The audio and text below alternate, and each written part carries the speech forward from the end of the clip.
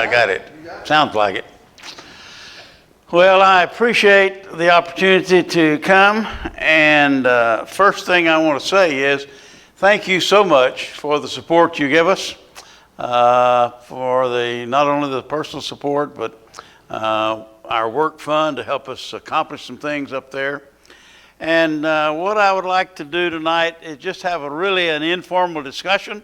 Let me tell you about some things. You feel free to say, hey, what about that, and what about that? You won't bother me. It'll be good for me to try to answer some of the questions you have about our work. We are in Littleton, New Hampshire. Let me begin this part by saying, how would you feel if every Sunday there are only 7 of you? 8 maybe. How would you feel as the church? That's the way we are in Littleton, New Hampshire. There are actually 2 congregations up there. We're in the northern part of New Hampshire. We are above what they call the Notch, which we'd call them in Colorado Mountain Pass. But we're way up there. We're about an hour or less from Canada, so that tells you something about where we are. And there are 2 counties up there. The one I'm in Littleton City, county of Grafton, has over 98,000 folks who live there. And the other county, where Lancaster is and where the church is, there are over 30,000 folks that live in that county. So between those 2 counties, we have over 120,000 folks. And in Grafton County, where I and my wife live, we're the only New Testament Christians. And in Lancaster, in the Groveton area, the Lancaster area, Coos County, there are 2, 4, 5. We have 3 of us in Littleton. I'll tell you about that in a minute. 3 in Littleton and 5 in Lancaster. 8 of us total. And coming together to worship every Sunday with 8 folks. Any of you ever been a part of a congregation that small? Now, Ed back there has. Where was that? Selma, Alabama. Selma? Wow. How many? What size? We were about 10 people. About 10. Well, you understand a little bit. Let me ask you about this. Before some folks got there, just a couple of years ago, it had gotten down to 2 men. 2 men were all that were meeting there. Lancaster at one time had a nice sized congregation, but the trains quit running through there, businesses closed up, people moved away, and the church just dwindled to 2 men. Can you imagine being one of 2 and meeting every Sunday for 3 years? One would preach and the other teach a class to the other person. That went on about 3 years. That is hard for me to believe how long they would hang on that way. Because of that, and they were connected in fellowship and enjoyed time together with what is called the Lakes Region Church, which is in Tilton, New Hampshire. That's about an hour and a half away from them. There's 2 men. They really had no other option. They just worship together. The closest congregation is an hour and a half away. And that's tough on a Sunday. Drive an hour and a half and worship a couple hours and drive an hour and a half home. So they continued to worship right there. But because of that, and discussing with the church in Tilton, which is run 40 or 50, maybe up to 60 now, they decided maybe we just need to close the doors in Lancaster and start the church in Littleton. Because Littleton is now sort of the booming town. It's not booming. It's 6,000 population. We love living there. But it's not a booming big city. but it's kind of the local thing. There are a lot of little towns around it, and Littleton is kind of the place. Its population about 6,000, but on any one day, there'll be about 20,000 folks in town because of tourism and because people come into Littleton to work. And so it looks like a bigger place than that when you look at all the things. But having lived in Denver for 32 years, it's sure nice to be in a town of 6,000 and not having to worry about the traffic and all this sort of stuff. We have like 1 mile of town, and traffic is nothing. And so we enjoy that part of it. But because of the situation there was in Lancaster, they decided maybe it's just time to close the doors in Lancaster and move to Littleton. So they were trying to start a church in Littleton. And I have taught at Bear Valley Bible Institute 32 years, and Denny, the president then, and I took a couple of guys up there to see if they'd be interested in starting the church in Littleton, which probably was a bad idea, but we thought it was a good idea at the time. And they never did decide to do that. And I can understand. They never preached. They never started a congregation. They never really been on the ground floor of something. And us expecting them to go up there and start a church. It's kind of overwhelming. And I understand that now that we've been there a year. But it's also interesting, not only Denny and I did, then one time I took a couple up to Lancaster and Littleton to see if they'd be interested in moving up there. Interestingly, the Sunday I walked in with these two Bear Valley students, husband and wife, 3 couples walked in that same Sunday who are not members. And they said, okay, we won't close the doors. We'll just keep meeting then. Long story short, those folks have fallen away. They never did obey the gospel, but they attended for a while. And so last year, a little over a year, my wife had been on oxygen 2 years in a row. 24/7 for 2 years. And we went to New Jersey. She did not need oxygen there. So I came home and called the doctor and said, does that mean we need to move to a lower elevation? We had never connected the dots that living at 8,000 feet wasn't enough air for her. But so she said, yes, you ought to move. So we said, where are we going to move? So we decided to move to Littleton. And as I said, there were just the 2 of us.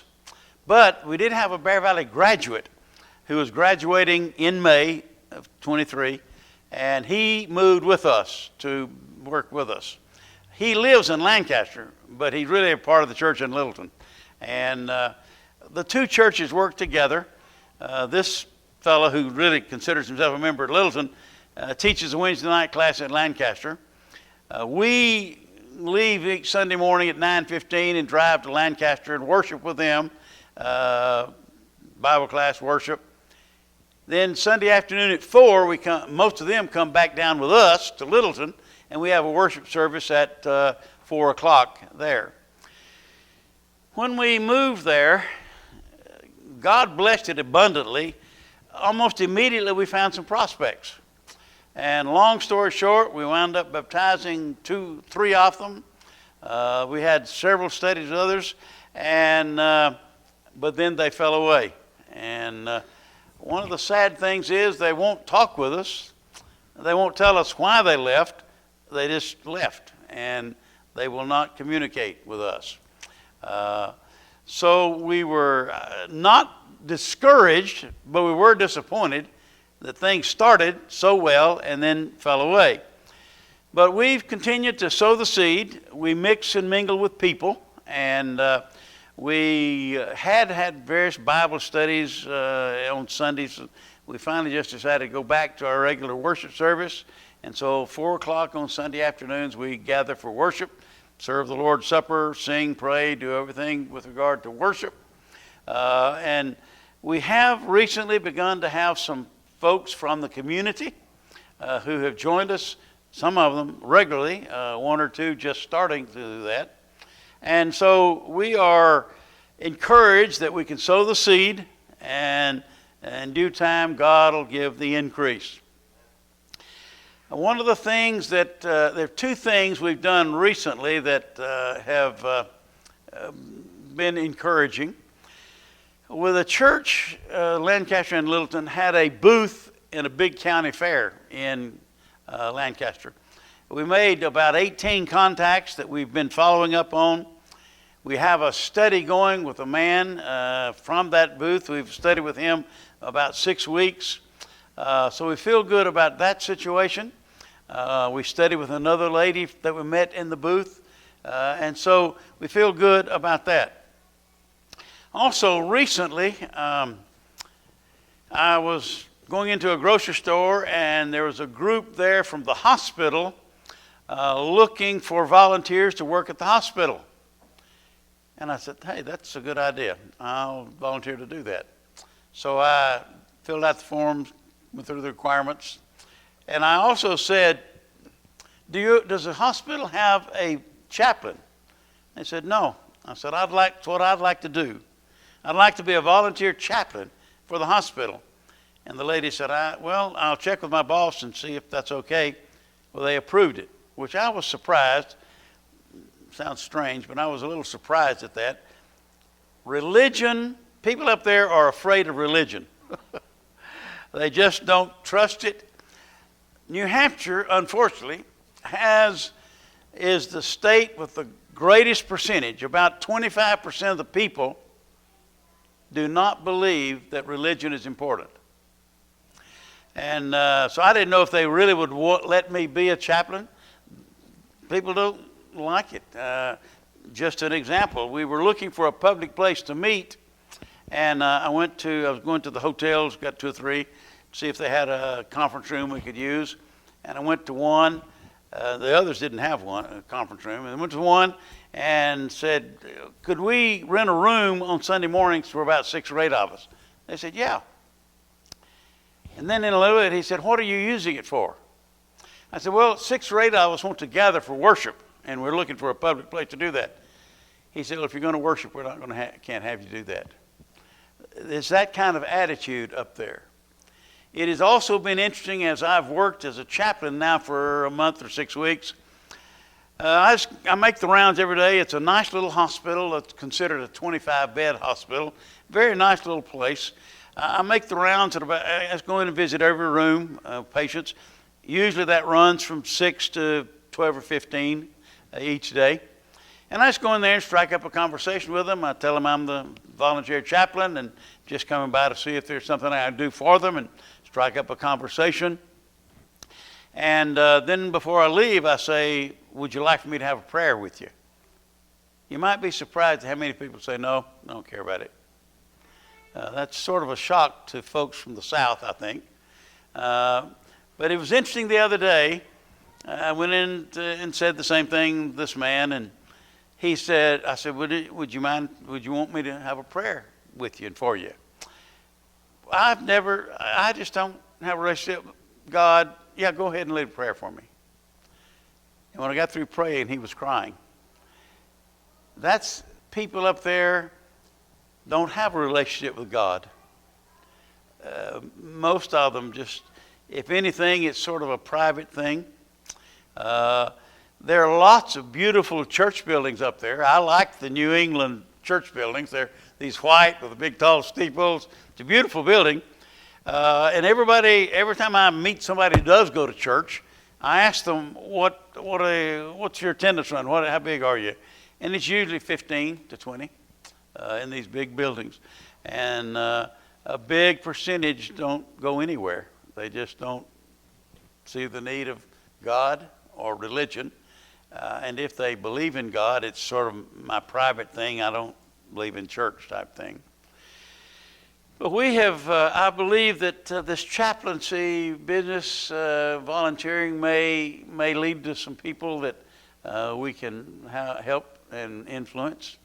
I've already had a couple of good experiences with that, and I believe that may be another way of sowing the seed.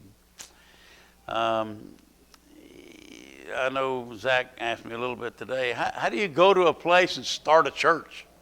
Well, you just go and mix and mingle with people and try to get them to come. That's the deal. We've been blessed to have a number of folks from the community. Some of them are coming pretty regularly now. We're thankful for that. You just mix and mingle with people and sow the seed. It is interesting. Recently, we found another public place to meet. We found one. It's called the Opera House. It's a famous place there.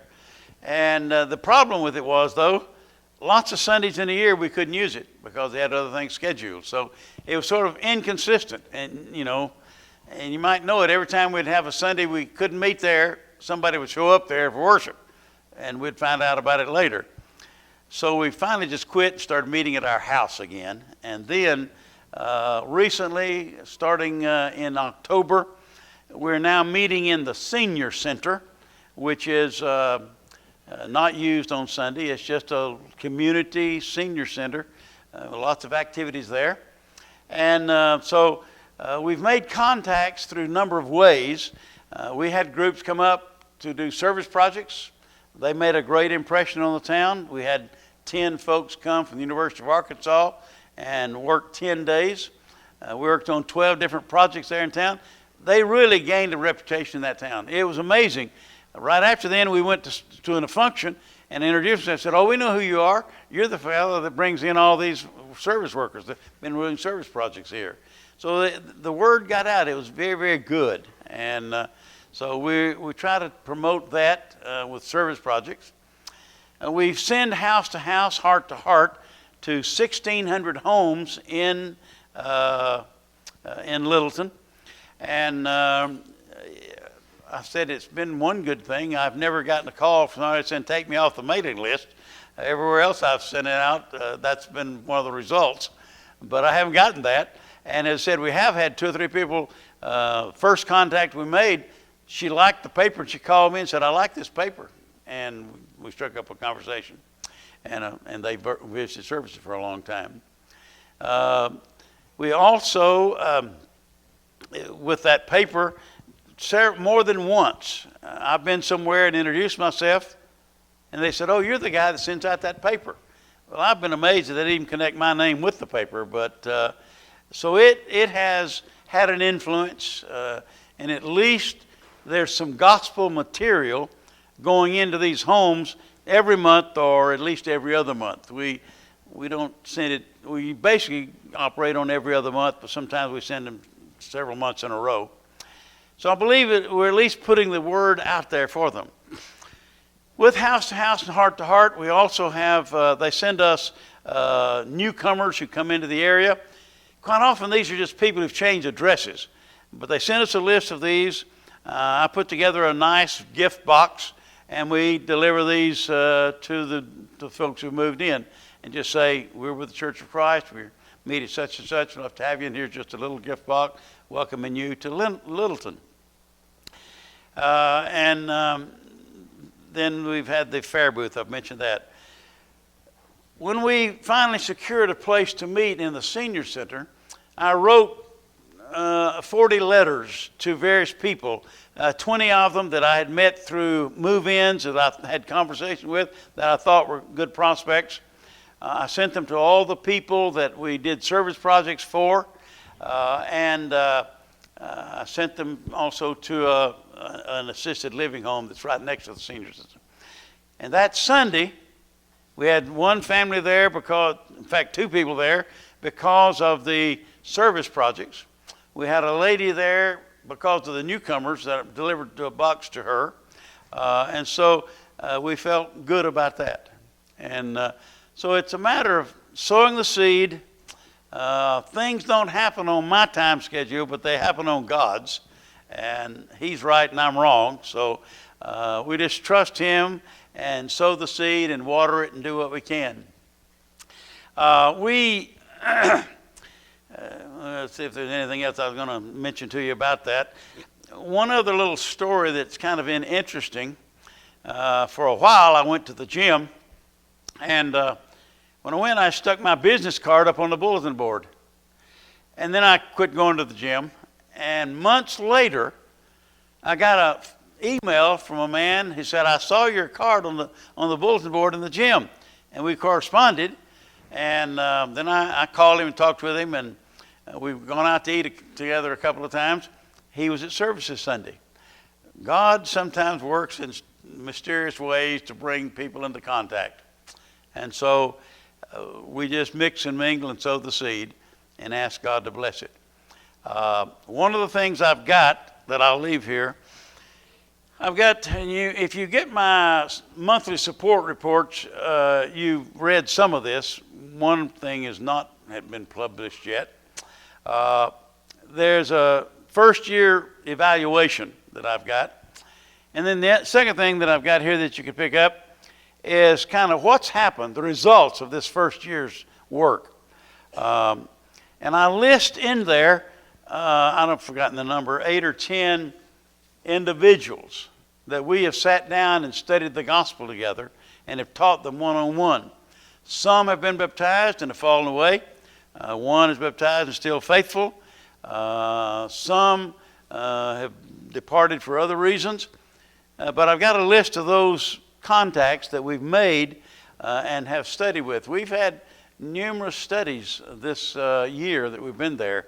One-on-one studies, some of them coming to services and us teaching them through public service and things like that.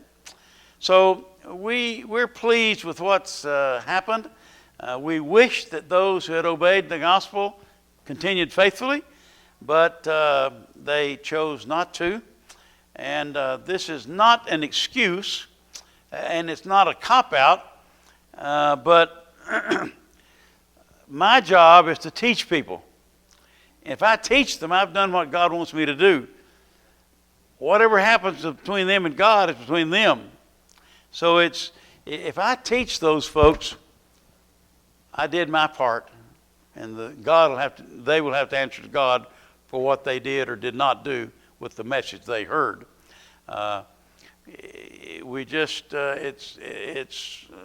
It's a tough work, but I believe that evangelizing today is tougher everywhere. I've done a lot of personal work through the years, and one-on-one studies were sort of my thing. And through the first 30 years of my ministry, I was baptizing a person every month for 30 years. That's hard to happen nowadays. The society has gotten away from God. Religion is now not as popular. There are more people who are nones than there are that go to church. Our society has changed. And so it's tougher not just in New England. I think it's tougher here in Alabama. It's tougher in Colorado, where I lived 32 years. It's just a difficult time. Ed? Do you think there might be a turning point with this election? I surely hope so. I'm hopeful that the nation will turn more back to God. I believe the Bible teaches that our rulers are put in place by God. Sometimes we say, I don't understand why that person's there, but sometimes they're put in place to discipline us, and sometimes they're put in place to bless us. And I'm hoping that what's happened will help turn this nation back to God. I have two questions. So what's the most popular religion up there? What is the popular religions up there? Yeah. Good question. You have some standard like you'd have down here, but not many. You have United Church of Christ, congregational churches. Of course, you have Catholic Church. The Methodist Church is probably as strong up there as anywhere, as any other denomination. Probably due to the fact that George Whitefield worked with John and Charles Wesley in spreading the Methodist doctrine. And John Whitefield, I think that's his first name, made 5 preaching tours in New England. In fact, the town between us and Lancaster is called Whitefield, and it's named after him. He came over here on 5 different preaching services and helped establish the Methodist Church all over that country. That's probably the most numerous, but they are all very small. And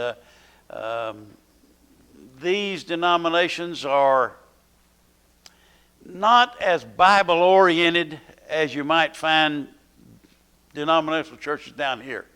They're, I'd hate to say they're mainstream, but they're just not as Bible-oriented. The Congregational Church, the United Church of Christ, and they're not even a second cousin to us. They're totally different. They ultimately came into being in 1957, but they are not us. So you got a number of different kinds of religions up there, and I think that is part of why religion is not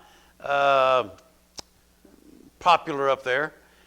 The denominations they're used to are cold, formalistic, not evangelistic, not Bible-oriented, and I think people have just gradually said, no need going.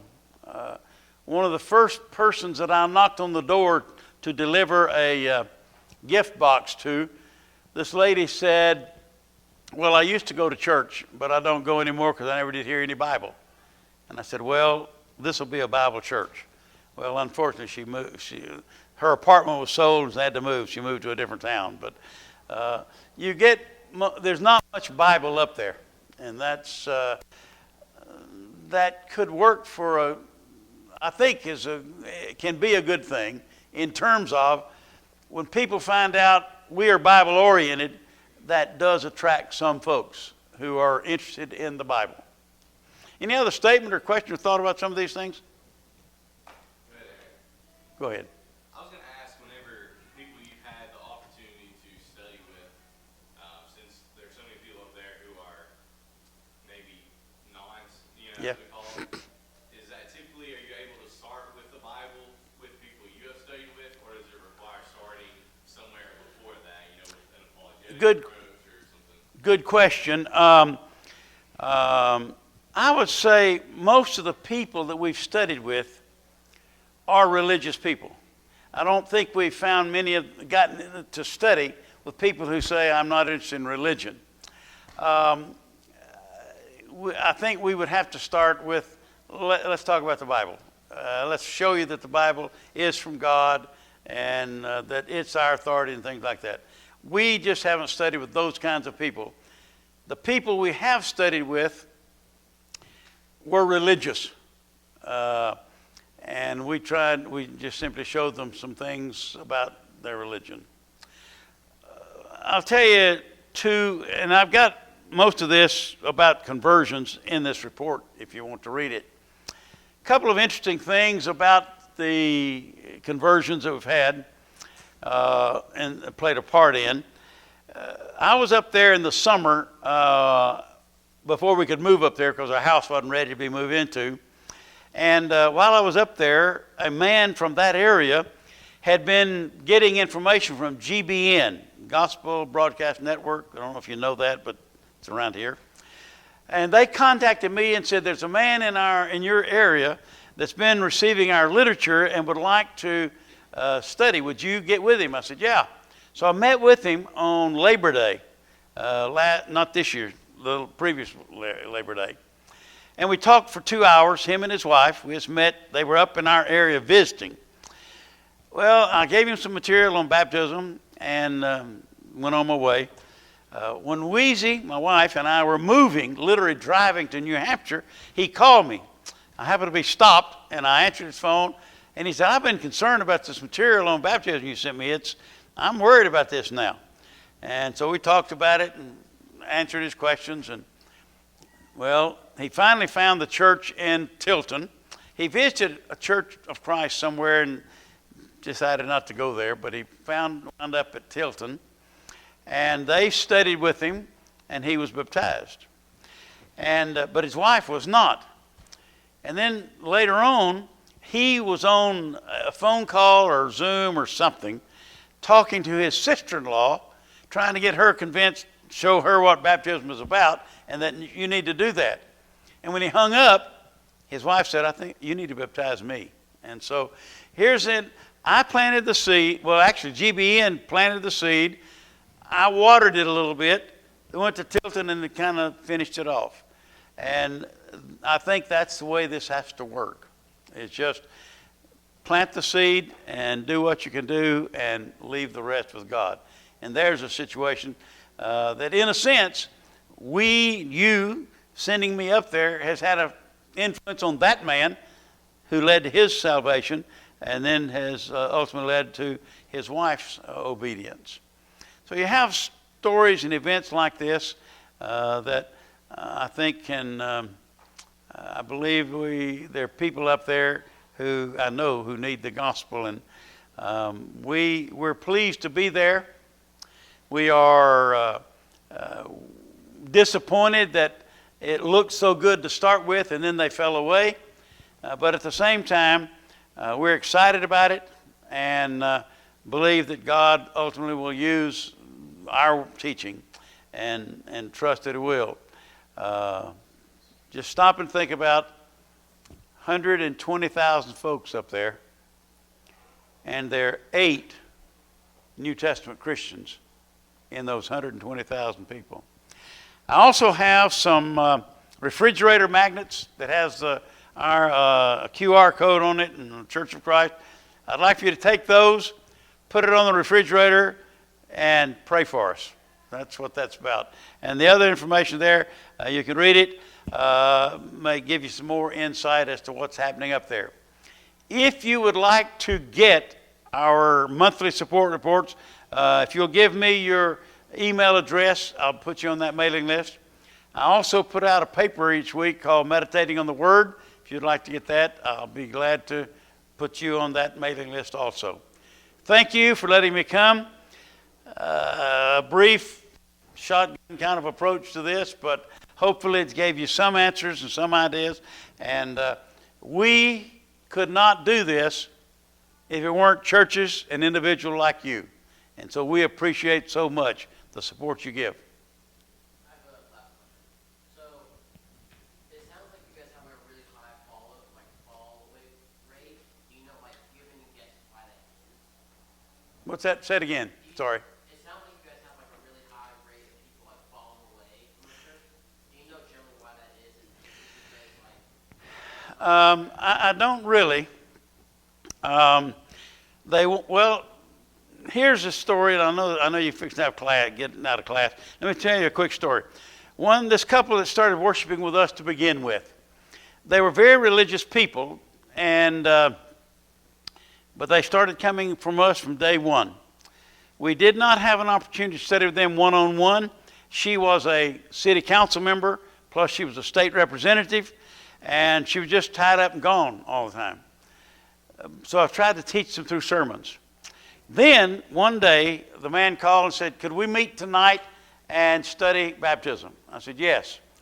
It wasn't a setting like I wanted. It wasn't like a one-on-one. They had a whole group of folks there. But I explained baptism to him and how it fits and how you obey the gospel and things like that. And he said, I need to be baptized. I said, when? He said, right now. I said, okay. So we went to his house and baptized him. I got a text from him the next morning that said, we studied after you left last night, and I don't believe baptism has anything to do with salvation. And we're not coming back anymore. So it was changed. He was baptized at 9 o'clock, and by 7 o'clock the next morning, he had changed his view. He had already told me earlier in a meeting that we had that God had pushed him to the ground one day, and he knew that's when God saved him. It's an old Calvinistic idea, and that's still part of his idea. And so that's part of the reason he fell away. And he took several prospects with him. And I don't know if he's had contact with these other folks who've left. One of the sad things we face, people have left, but they won't tell us why. And they won't meet with us. And they won't let us give an opportunity to say, let's study this, let's talk about it. They won't do that. I've been very disappointed in that. And yet I can't control that. I would like to, but I can't. So, yes, we've had those followers. I said we boomed at first, which was exciting. And then within a few months, they had fallen away. And so it is disappointing, but I'm not discouraged. Our job is to preach and teach. If we do that, we've done what God asked. And I still believe there are 120,000 folks up there that need the gospel. And I'm going to do what I can to teach them the gospel. Thank you for listening. Thank you for your support. And I'll probably, where should I put this? Pulpit or